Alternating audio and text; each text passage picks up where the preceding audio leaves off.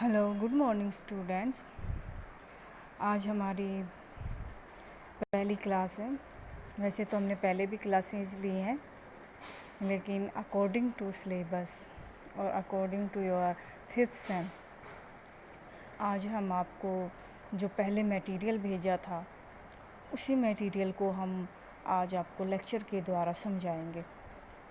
आपकी BA fifth sem की book का नाम है economic development and international economics. आज हमारी फर्स्ट यूनिट का फर्स्ट टॉपिक है अविकसित देशों की विशेषताएं।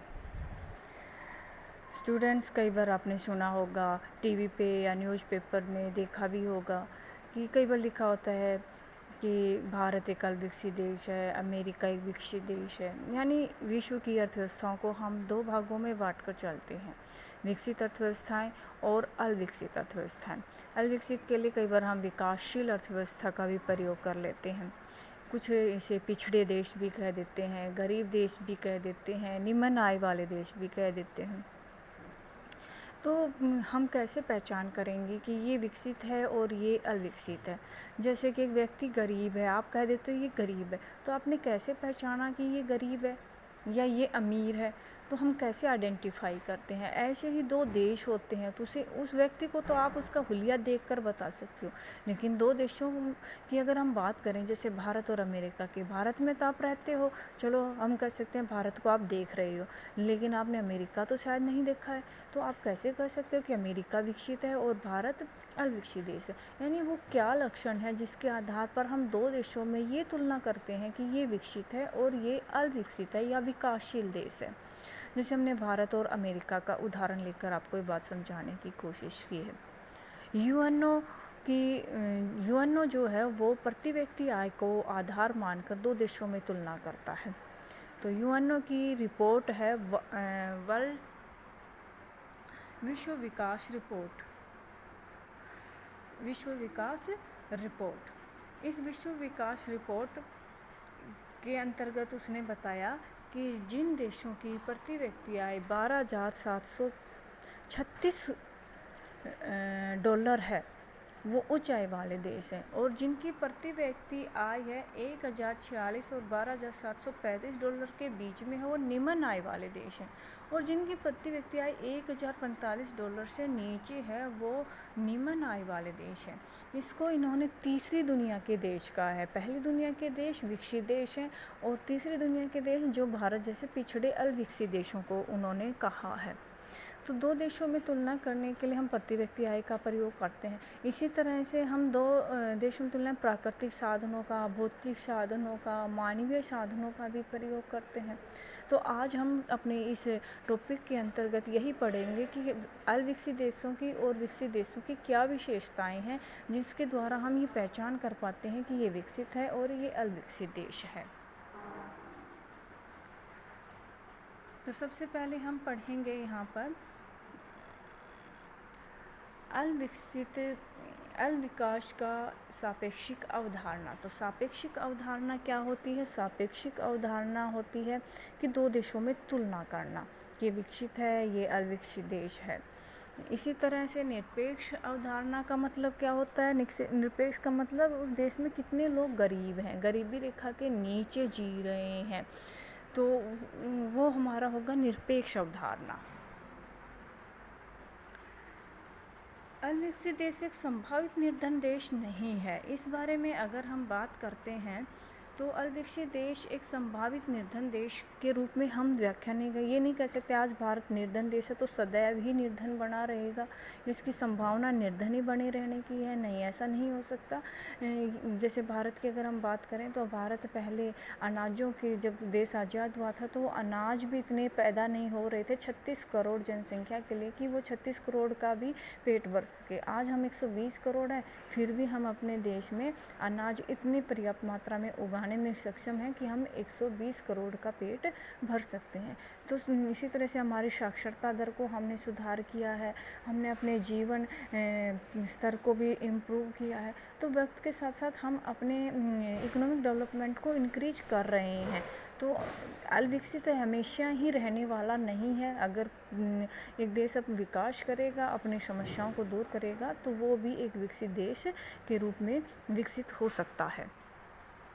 अब हम पढ़ेंगे अविकसित अर्थव्यवस्थाओं की विशेषताएं क्या हैं। यानी अगर हम अविकसित देशों की विशेषताएं पढ़ लेंगे तो यही विशेषताएं विकसित देशों की होंगी, बस उसका हम उल्टा कर देंगे। जैसे अभी हम पढ़ना शुरू करते हैं, पहले अविकसित देशों की विशेषताएं, साथ साथ में हम आपको विकसित देशों की विशेषताएं भी इसके साथ बताते जाएंगे, क्योंकि दोनों में तुलना कर रहे हैं हम, सापेक्ष मीनिंग यहाँ पर कर रहे हैं विकसित और अविकसित देशों का।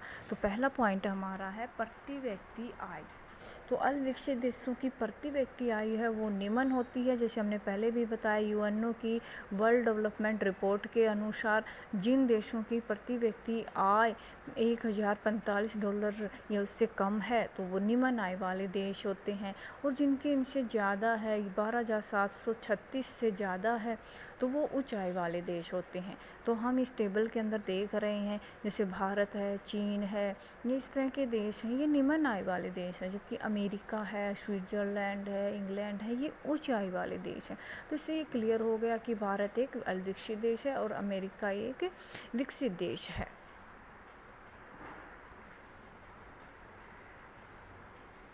दूसरा पॉइंट है हमारा आर्थिक असमानता। आर्थिक असमानता क्या होती है कि आर्थिक असमानता मैं आपको एक एग्जांपल के द्वारा समझाती हूँ। मान लीजिए एक चेयर पर एक आदमी बैठा है और एक चेयर पर 2 आदमी बैठे हैं और एक चेयर पर 5 आदमी बैठे हैं।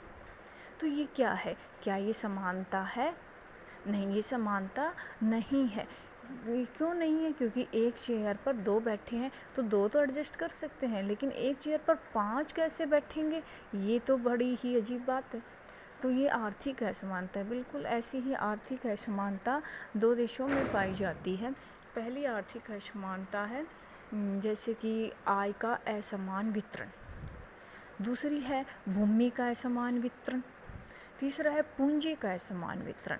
मतलब जब देश की राष्ट्रीय आय का एक बहुत बड़ा हिस्सा, लगभग 30% हिस्सा केवल 5% लोगों को मिल रहा है, जैसे भारत में, तो वो क्या है, और बाकी इनकम 95% जनसंख्या को मिल रही है, तो 5 को तो इतने मिल गई और 95 को 1 रुपया भी हाथ नहीं आया। तो इसका मतलब ये आर्थिक असमानता है।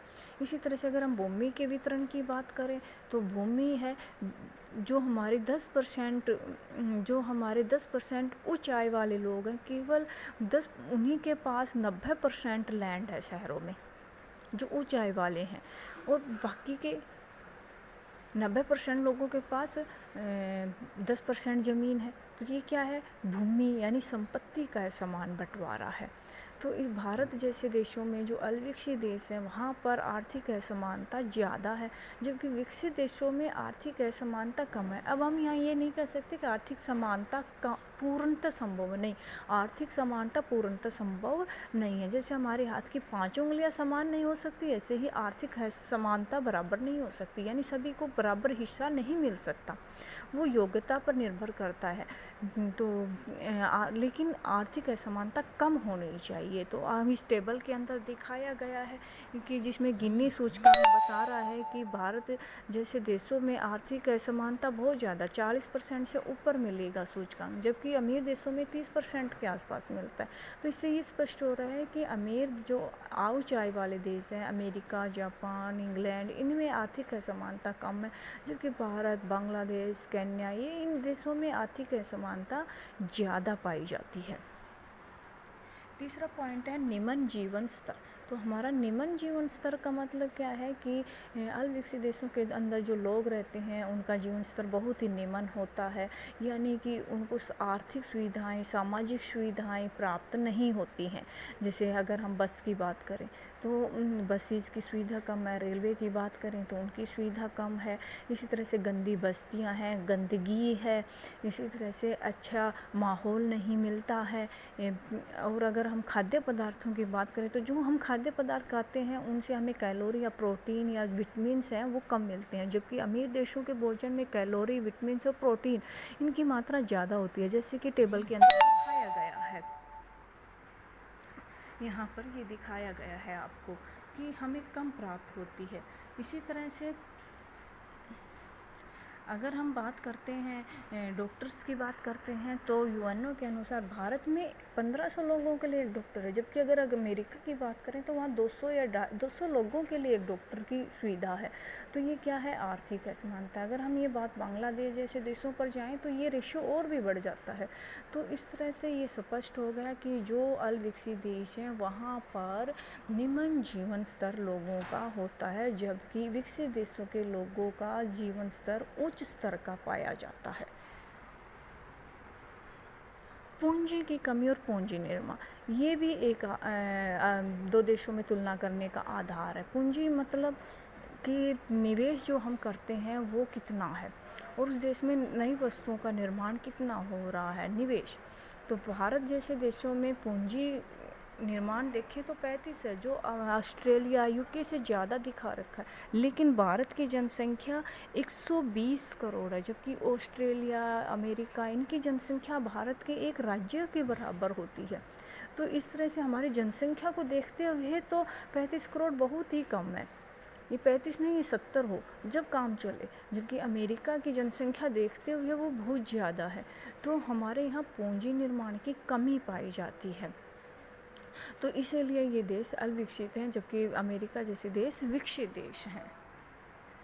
नेक्स्ट पॉइंट है हमारे उत्पादन की पिछड़ी तकनीक। तो हम उत्पादन की पिछड़ी तकनीक का प्रयोग करते हैं, जैसे कपड़ा बनाना है या कोई सामान बना, तो हमारे पास लेटेस्ट टेक्नोलॉजी की कमी है। हम पुरानी टेक्नोलॉजी को इंपोर्ट करते हैं, फिर उसी से ही अपना निर्माण करते हैं, मैन्युफैक्चरिंग करते हैं, इसलिए हमारे पास टेक्नोलॉजी कम है। अगर कृषि की बात करें तो कृषि में भी हम आज भी पुराने तरीक़ों का बहुत ज़्यादा प्रयोग कर रहे हैं।